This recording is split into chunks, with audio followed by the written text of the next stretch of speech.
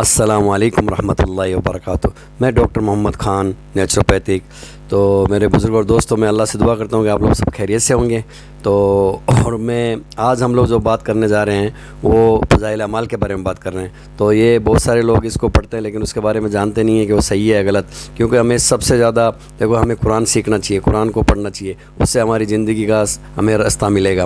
تو اس سے پہلے ہم لوگ ڈسکس کریں، آپ اس ویڈیو کو دیکھیں، مرزا صاحب کا ویڈیو ہے، اس کو دیکھیں اور اس ویڈیو کو آپ پورے ہندوستان کے کونے کونے میں پھیلائیں تاکہ سب مسلمان بھائیوں کو معلوم پڑے کہ یہ جو فضائل اعمال صحیح ہے یا غلط ہے۔ تو پہلے آپ اس ویڈیو کو دھیان سے دیکھیں اور غور سے علماء کا جو کورس ہے درس نظامی کا، یہ نبی الاسلام نے ڈیوائس کیا، یہ صحابہ تابعین نے، انتظامی معاملہ ہے، اس کو خام خواہ ایک بحث بنا دینا۔ ہاں، سلیبس پہ بات کر سکتے ہیں کہ سلیبس کتاب و سنت کے مطابق ہو، وہ تو ہماری بڑی سختی کے ساتھ ریزرویشن ہے ان کے اوپر کہ یار خدا کے لیے اس کتاب سے جان چھڑائیں، فضائل اعمال سے۔ اس کے مقدمے میں شیخ زکریا کاندلوی خود لکھ رہے ہیں، اور دیکھیں یہ ایک بہت بڑی کرامت ہے کہ انہوں نے خود لکھ دیا ہے۔ آپ حیران ہوں گے جو کچھ انہوں نے اس میں لکھا ہے۔ انہوں نے کہا کہ طبیبوں نے یعنی ڈاکٹرز نے کسی بیماری کی وجہ سے، اور وہ بیماری بھی ذہنی تھی، مجھے چند دنوں کے لیے ذہنی کام کرنے سے روک دیا، تو میں نے فرصت کے ان ایام کو غنیمت سمجھا، اور میرے جو شیخ تھے الیاس کاندلوی صاحب جنہوں نے یہ تبلیغی جماعت بنائی، انہوں نے بڑے عرصے سے مجھے کہا ہوا تھا کہ کوئی تبلیغی نصاب لکھ دو۔ اس کا پہلے نام تبلیغی نصاب ہوتا تھا، فضائل اعمال، فضائل درود، فضائل حج، یہ سارا اس کا حصہ ہے۔ اب انہوں نے خیر وہ فضائل اعمال علیحدہ کر دی۔ تو کہتے ہیں بڑے عرصے سے میں اس کی تکمیل نہیں کر سکا، اب اللہ نے مجھے موقع دیا ہے کیونکہ ڈاکٹروں نے ذہنی کام سے روک دیا ہے۔ ہاں، تو میں نے کہا یہ خالی ایام میں ان کو یوٹیلائز کر کے ایک کتاب کیوں نہ لکھ دوں۔ یہ کتاب اس وقت لکھی گئی ہے جب ان کو ڈاکٹروں نے دماغی کام سے روک دیا تھا، اور کتاب بھی اس کے اوپر شاہد ہے جو کچھ انہوں نے اس کے اندر لکھا ہے، وہی صوفیوں والی تعلیمات، وہی واقعات کہ جی ایک بزرگ تھے روزانہ 3 قرآن پڑھتے تھے، ایک تھے روزانہ 8 قرآن پڑھ لیتے تھے۔ پھر لوگ مذاق اڑاتے ہیں، کہتے ہیں جی کرامت ہے۔ یہ کون سی کرامت ہے میرے بھائی؟ بخاری اور مسلم دونوں میں حدیث ہے، نبی علیہ السلام نے صحابہ سے کہا کہ تم میں کسی میں استطاعت ہے کہ وہ ایک رات میں 1/3 قرآن پڑھ لے؟ صحابہ نے کہا یا رسول اللہ، یہ استطاعت کس میں ہوگی سوائے بزرگان دین کے؟ یہ میں بریکٹ میں کہہ رہا ہوں۔ تو آپ نے فرمایا سورۃ الاخلاص پڑھ لو، یہ 1/3 قرآن کے برابر ہے، سورہ اخلاص۔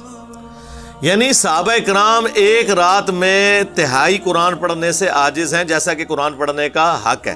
تو بابے تو شاہی کوئی نہیں تیرے بولا گے نا سی بابے کی تو 8 قرآن روزانہ نہ پڑھ لیندے نا۔ اور کرامت کیا ہے کہ یہ کون سی کرامت ہے؟ صحابہ کرام کو تو ایسی کوئی کرامت حاصل نہیں تھی، تو یہ اس کے اندر لکھا ہوا ہے۔ پھر اس میں لکھا ہے کہ جی قرآن حکیم سمجھنے کے لیے آپ کو، اور پھر ساتھ بچنے کے لیے ساتھ قرآن کی تفسیر کے لیے، اور تفسیر کو چھوڑ دو، قرآن تو سیدھی سیدھی تذکیر ہے۔ وَأُوحِيَ إِلَيَّ هَذَا الْقُرْآنُ لِأُنذِرَكُم بِهِ وَمَن بَلَغَ۔ اے نبی تم فرما دو قرآن مجھے اللہ نے اس لیے وحی کیا کہ اس کے ذریعے میں تمہیں بھی نصیحت کروں اور جس تک یہ کتاب پہنچے۔ تو ایز فار ایز نصیحت از کنسرنڈ دنیا کی سب سے آسان کتاب قرآن ہے۔ اس کی وجہ ہے کہ یہ ایک موچی کی بھی ضرورت ہے، ایک ڈاکٹر کی بھی، ایک ریڈی بان کی بھی ضرورت ہے، ایک انجینئر کی بھی، ایک انٹلیکچوئل کی بھی ضرورت ہے، ایک عام انسان کی بھی، کیونکہ کامیابی تو آخرت کی سب کو چاہیے۔ تو یہ سب کو سمجھ آئے گی، اسی لیے قرآن حکیم میں کم از کم 4 دفعہ تو آیا یہ وَلَقَدْ يَسَّرْنَا الْقُرْآنَ لِلذِّكْرِ فَهَلْ مِن مُدَّكِرٍ۔ ہم نے قرآن نصیحت حاصل کرنے کے لیے آسان کر دیا، ہے کوئی اس سے نصیحت حاصل کرنے والا؟ تو کیوں کہا؟ اسی لیے کہا نا نصیحت حاصل کریں۔ وہ جی نہیں، وہ تفسیر کے لیے 15، تفسیر کون کر رہا ہے؟ اور پھر 14 علوم گنوانے کے بعد 15واں انہوں نے لکھا وہ بھی ہے، یعنی گاڈ گفٹڈ، یعنی آپ 14 تو کسبی ہیں جو آپ کر سکتے ہیں، حاصل ایکوائر کر سکتے ہیں، جو 15واں علم ہے وہ بھی ہے، وہ گاڈ گفٹڈ ہے۔ یہ انہوں نے اس لیے پاک چھوڑی بھی ہے کہ اگر کوئی قرآن پہ کی تبلیغ بھی شروع کرے، اسے کہ جی بھی تو آپ کے پاس ہے ہی نہیں ہے۔ اور پھر آگے انہوں نے یہاں تک لکھا کہ احمد بن حنبل کو ایک دفعہ خواب میں اللہ تعالیٰ کی زیارت ہوئی، اور احمد بن حنبل نے اللہ تعالیٰ سے پوچھا کہ اے اللہ میں تیرا قرب حاصل کرنا چاہتا ہوں، تو سب سے بہترین ذریعہ کیا ہے؟ تو اللہ تعالیٰ نے فرمایا میری کتاب قرآن۔ وہ تو پہلے ہی بتا دیا ہے، یعنی نبی علیہ السلام غدیر خم پہ قرآن اور اہل بیت، حجت الوداع پہ قرآن اور سنت، غدیر خم کی احادیث صحیح مسلم میں، حجۃ الوداع کی حدیث المستدرک للحاکم کے اندر، پھر نبی علیہ السلام کی صحیح مسلم میں حدیث کے ہر خطبے کا آغاز ہی ہوتا ہے اما بعد فإن خیر الحدیث کتاب اللہ۔ پھر بخاری اور مسلم میں آیا کہ نبی علیہ السلام کا وسیع قرآن، جو عبداللہ ابن ابی اوفا سے کسی نے پوچھا کہ نبی علیہ السلام نے کسی کے لیے وصیت کی تھی، انہوں نے کہا قرآن کے مطابق چلتے رہنے کی ہمیں وصیت کی تھی۔ تو وہ تو احمد بن حنبل کو خاص بات یہ نہیں آنی ہے، اور پھر اللہ تعالیٰ کی خواب میں زیارت ہوئی، ایڈی بڑی کہانی، اس تو بڑی کہانی، یعنی موسیٰ علیہ السلام کو تو خواب والا پیکیج آفر نہیں ہوا کوہ طور کے اوپر، جب انہوں نے کہا میں نے یا اللہ تجھے دیکھنا، تو وہاں پہ آفر ہو جاتی نا خواب والی، کہانی کروا دی۔ تو احمد بن حنبل کہتے ہیں کہ یا اللہ سمجھ کے بغیر سمجھ کے، تو لگتا ہے کسی تبلیغی جماعت والے نے خود ہی بنایا خواب۔ احمد بن حنبل کو کہنا سی کہ سمجھ کے کہ بغیر سمجھ کے، ان کو عربی آتی تھی، انہوں نے یہ بات کیوں کرنی تھی؟ ٹھیک ہے، جبکہ اللہ کے نبی علیہ السلام کی حدیث بھی موجود ہو جامع ترمذی میں کہ جس شخص نے 3 دن سے کم میں قرآن مکمل کیا اس نے قرآن کے فہم کا حق ادا نہیں کیا، یعنی قرآن پڑھا ہی فہم کے لیے جاتا ہے، 3 دن سے کم میں ختم بھی نہیں کرنا ہوتا، 8 قرآن ایک رات میں نہیں پڑھنے ہوتے۔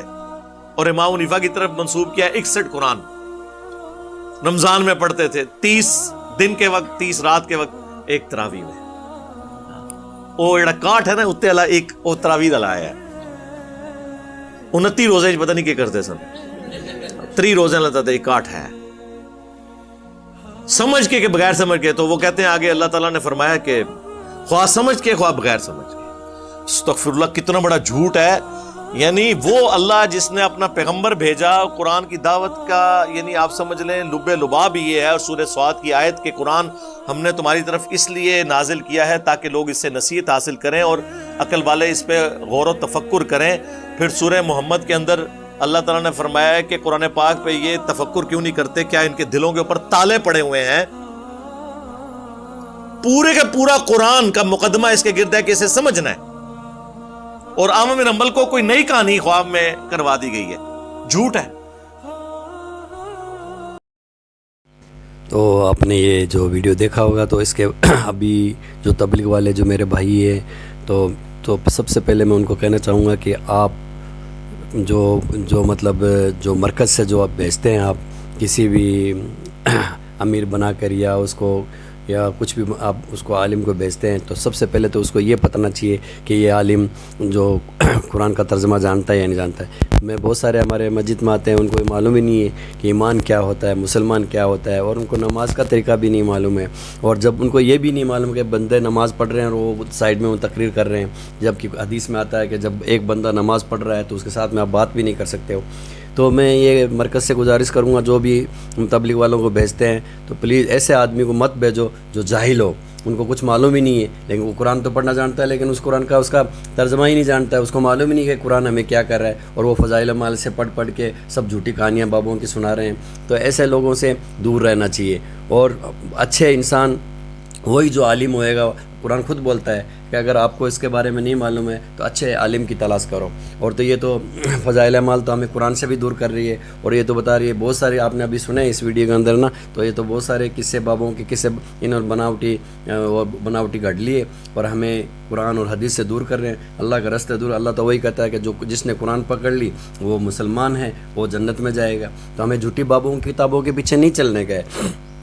تو میں ہر مسلمان بھائی سے یہ کرتا ہوں کہ اور جو اسٹوڈنٹ ہے وہ تبلیغ جماعت کے اندر ان کو آنے کی ضرورت نہیں ہے، کیونکہ اب ان کا ٹائم بہت ہے، ابھی اپنی اسٹڈی میں دھیان دیے، اپنا مستقبل بنائیں اور ان چکروں میں مت پڑیں، کیونکہ ابھی ہم لوگوں کو علم سیکھنے کا ہے۔ اپنی تعلیم پوری کرو، تعلیم پوری ہونے کے بعد میں اس کے لیے بہت ٹائم ہے، آپ لگا سکتے ہو۔ اگر آپ نے وہی ہے نا اوبلیگیٹری آپ جو ہے وہ کرو، اوبلیگیٹری میں کیا جو فرائض ہے وہ کرو، باقی ابھی سب کچھ چھوڑ دو، اور جو ایسی کتابیں مت پڑھو جو ہمیں اسلام سے دور کرتی ہو، اللہ سے دور کرتی ہو، نبی سے دور کرتی ہو، صحابہ سے دور کرتی ہے، ایسی کتابوں کو بائیکاٹ کرو۔ اور ہمیں تو ہمارے اللہ نے دی ہے نا قرآن، وہ قرآن کے پیچھے چلو۔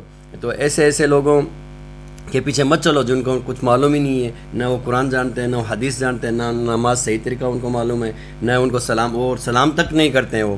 تو ایسے لوگوں کے پیچھے مت چلو. تبلیغ کے اندر میں مرکز سے گزارش کرتا ہوں کہ ایسے بندے کو مت بھیجو اگر وہ عالم نہیں ہے، کیونکہ وہ دوسروں کو بھی خراب کرتے ہیں. ہمارے یہاں مسجد میں ایسے لوگ ہیں جو ان کو کچھ معلوم ہی نہیں ہے، پھر بھی ادھر نماز ہو رہی ہے، نماز پڑھ رہا ہے بندہ، اور وہ لوگ ادھر بس باتیں سنائے جا رہے ہیں، اور وہ نہ ان کو حدیث سے سنا رہے ہیں، کوئی حدیث کا معلوم نہیں ہے، اور نہ ہی کوئی قرآن کے بارے میں ان کو معلوم. قرآن کبھی کسی نے لی ہی نہیں ہے. تو ایسے جب قرآن ہم لوگ سیکھیں گے نہیں، قرآن کو چھوڑ کے دوسری کتابوں کے پیچھے چلیں گے تو ہمیں جنت تو ملے گی ہی نہیں. کیسے مسلمان ہیں ہم لوگ؟ پہلے میں یہی گزارش کرتا ہوں میرے بزرگوں اور دوستوں، ہر ماں باپ سے میں گزارش کرتا ہوں کہ اپنی اولاد کو قرآن کو ترجمے کے ساتھ میں سکھائیں، تاکہ اس کو معلوم پڑے کہ قرآن ہمیں کیا کہہ رہا ہے. ہمیں بابوں کے پیچھے نہیں چلنا ہے. قرآن اللہ نے قرآن دیے، اس کے احکامات کے پیچھے چلو. اور جو نبی کی سنت ہے، سنت کا مطلب کیا ہے؟ سنت کا مطلب ہے عمل کرنا.